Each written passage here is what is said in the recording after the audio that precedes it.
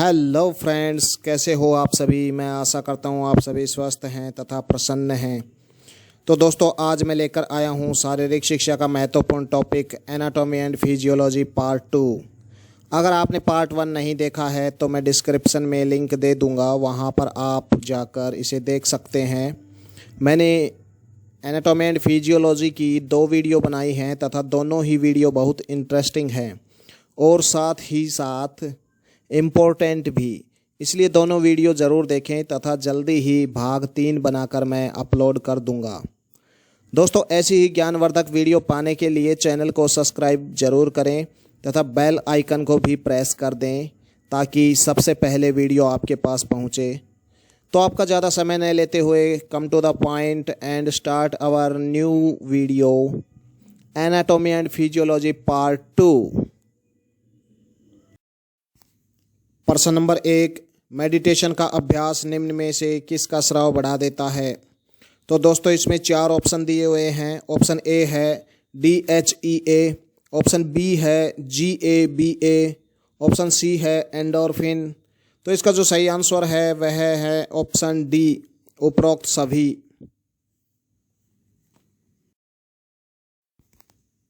प्रश्न नंबर 2, कौन सा हार्मोन फील गुड हार्मोन कहलाता है।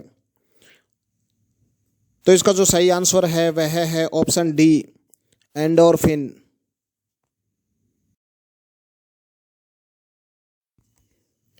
प्रश्न नंबर 3, मानव शरीर में सबसे बड़ी कोशिका कौन सी है। 4 ऑप्शन दिए गए हैं। ऑप्शन एक बार ध्यान से देख लीजिए। इसका जो सही आंसर है वह है ऑप्शन ए, न्यूरॉन।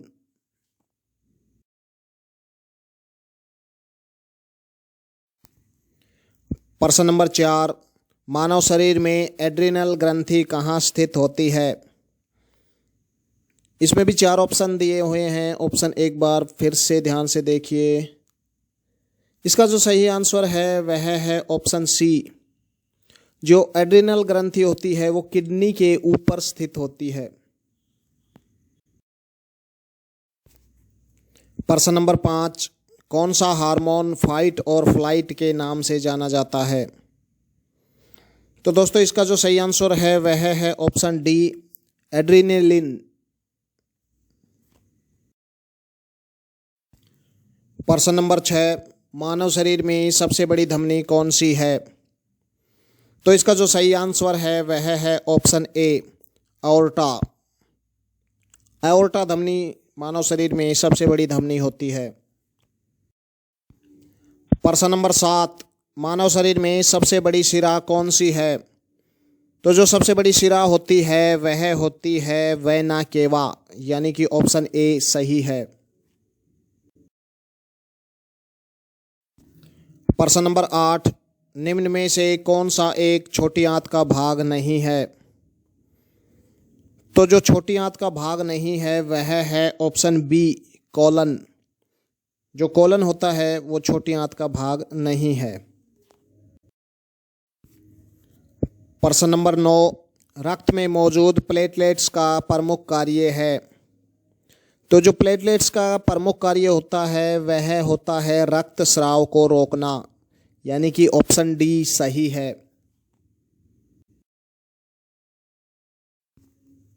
प्रश्न नंबर 10, RNA क्या है। तो जो RNA है वह न्यूक्लिक एसिड होता है। ऑप्शन सी बिल्कुल सही है। प्रश्न नंबर 11, DNA कोशिका के किस भाग में पाए जाते हैं। तो जो DNA हैं वो पाए जाते हैं केंद्रक के अंदर। ऑप्शन बी बिल्कुल सही है। प्रश्न नंबर 12, कॉर्टेक्स और मेडुला किस अंग के भाग हैं। तो इसका जो सही उत्तर है वह है ऑप्शन बी, किडनी के। वैसे तो वास्तव में जो कॉर्टेक्स व मेडुला हैं वह एड्रिनल ग्रंथि के भाग हैं। एड्रिनल ग्लैंड के बाहरी भाग को कॉर्टेक्स तथा अंदरूनी भाग को मेडुला के नाम से जाना जाता है, लेकिन ऑप्शन में एड्रिनल ग्लैंड नहीं दिया है तो यहाँ हम किडनी को सही मानेंगे, क्योंकि एड्रिनल ग्लैंड ठीक किडनी के ऊपर स्थित होता है। प्रश्न नंबर 13, किसको कोशिका का पाचन उपकरण कहा जाता है? तो इसका जो सही आंसर है वह है ऑप्शन ए, लाइसोसोम को।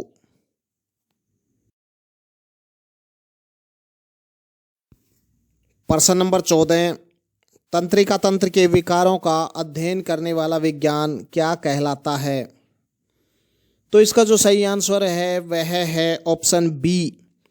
इसमें ध्यान दीजिए दोस्तों, तंत्रिका तंत्र के विकारों का अध्ययन करने वाला विज्ञान पूछा गया है, ना कि तंत्रिका तंत्र का अध्ययन करने वाला। तो इसका जो सही आंसर है वह है न्यूरोपैथोलॉजी। प्रश्न नंबर 15, जीव कोशिका का अध्ययन करने वाला विज्ञान क्या कहलाता है? तो इसका जो सही आंसर है वह है ऑप्शन बी, साइटोलॉजी।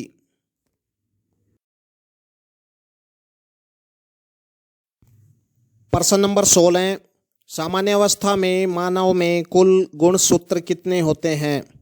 तो इसका जो सही आंसर है वह है ऑप्शन सी, 46। प्रश्न नंबर 17, मधुमेह रोग से कौन सा अंग प्रभावित होता है? तो जो मधुमेह रोग है उससे प्रभावित होता है आपका अग्नाशय, आपके गुर्दे व आपकी आंखें भी, यानी कि इसका जो सही आंसर है वह है ऑप्शन डी, उपरोक्त सभी।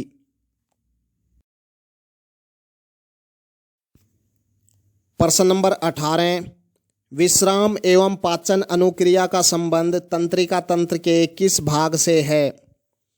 तो इसका जो सही आंसर है वह है ऑप्शन ए, परानुकंपी तंत्रिका तंत्र से। प्रश्न नंबर 19, ल्यूकेमिया रोग निम्न में से किसे प्रभावित करता है? तो इसमें 4 ऑप्शन दिए हुए हैं। ऑप्शन में एक बार पढ़कर आपको बता देता हूँ। ऑप्शन ए है फेफड़े, ऑप्शन बी है आंत, ऑप्शन सी है आँख तथा ऑप्शन डी है रक्त। तो इसका जो सही आंसर है वह है ऑप्शन डी, यानी कि ल्यूकेमिया रोग रक्त को प्रभावित करता है। प्रश्न नंबर 20, ग्लूकोमा नामक रोग निम्न में से किसे प्रभावित करता है? तो इसके ऑप्शन एक बार देख लेते हैं। ऑप्शन ए है रक्त को, ऑप्शन बी है कानों को, ऑप्शन सी है आँखों को तथा ऑप्शन डी है फेफड़ों को। तो इसका जो सही आंसर है वह है ऑप्शन सी, आँखों को।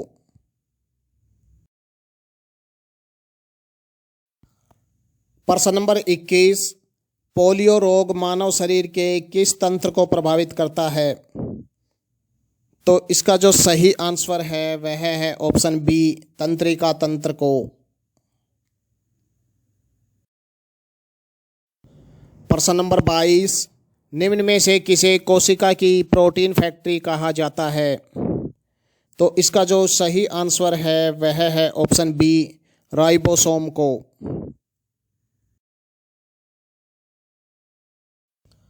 प्रश्न नंबर 23, मनुष्य में कौन सी ग्रंथि 8 वर्ष की आयु में घटनी शुरू हो जाती है?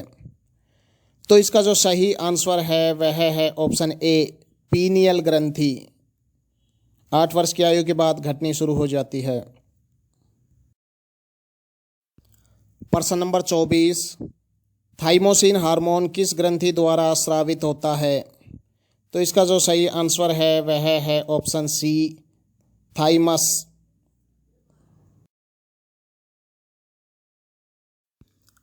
प्रश्न नंबर 25, हार्मोन के बारे में कौन सा कथन सत्य है?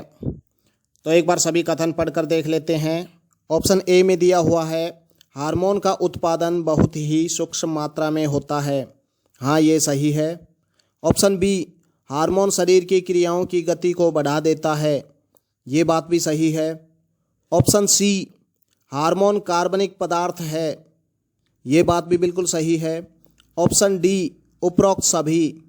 तो इसका जो सही आंसर होगा वह होगा ऑप्शन डी, यानी कि ऊपर लिखी हुई तीनों बातें सही है।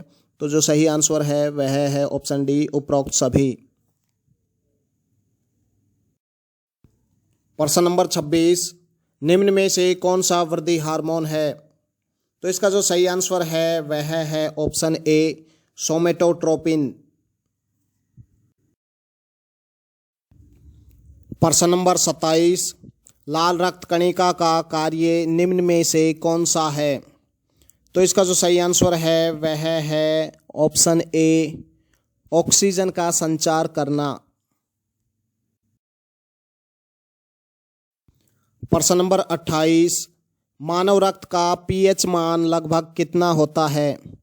तो इसका जो सही आंसर है वह है ऑप्शन डी 7.4। प्रश्न नंबर 29, एंजाइम निम्नलिखित में से किसमें सहायता करते हैं? तो ऑप्शन एक बार ध्यान से देख लीजिए। इसका जो सही उत्तर है वह है ऑप्शन सी भोजन पचाने में।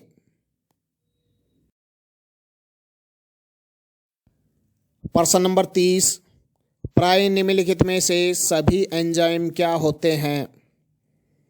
तो इसका जो सही उत्तर है वह है ऑप्शन सी सभी एंजाइम प्रोटीन होते हैं।